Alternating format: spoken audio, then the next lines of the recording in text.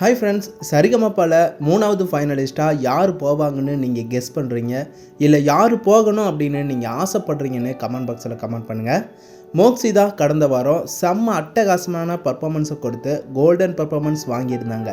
ஆனால் செகண்ட் ஃபைனலிஸ்ட்டாக போக முடியல.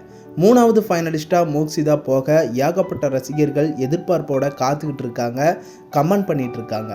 கடந்த வாரம் மோக்ஷிதா காதோடு தான் நான் பாடுவேன், மனதோடு தான் நான் பேசுவேன் அப்படிங்கிற செம்மையான பாட்டை செம்மையாக பாடினாங்க. உண்மையாகவே அவ்வளவு எக்ஸ்ப்ரெஷன் கொடுத்து வேறு லெவலில் மோக்ஷிதா ஃபீல்னஸோட அற்புதமாக பாடியிருந்தாங்க.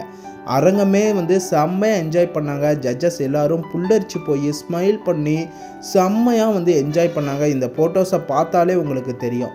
மோக்ஷிதா பாடி முடிக்கிறதுக்குள்ள கோல்டன் பர்ஃபார்மன்ஸ் கொடுத்தாங்க. இதெல்லாம் செம்ம அட்டகாசமாக இருந்துச்சு.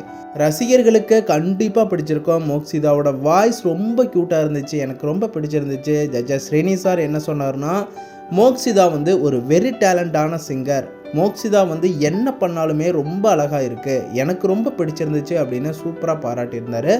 ஜட்ஜஸ் ஸ்வேதா மோகன் மேம் என்ன சொல்லியிருந்தாங்கன்னா, சூப்பராக பாடியிருக்க மோக்ஷிதா அப்படின்னு பாராட்டி வாழ்த்துக்களை தெரிவிச்சிருந்தாங்க. வர வீக்கெண்டில் 3வது ஃபைனலிஸ்ட்டாக மோக்ஷிதா போவாங்களா அப்படின்னு வெயிட் பண்ணலாம். நீங்கள் யார் போகணும் அப்படின்னு எதிர்பார்த்துட்டு இருக்கீங்கன்னு கமெண்ட் பாக்ஸில் கமெண்ட் பண்ணுங்கள் ஃப்ரெண்ட்ஸ்.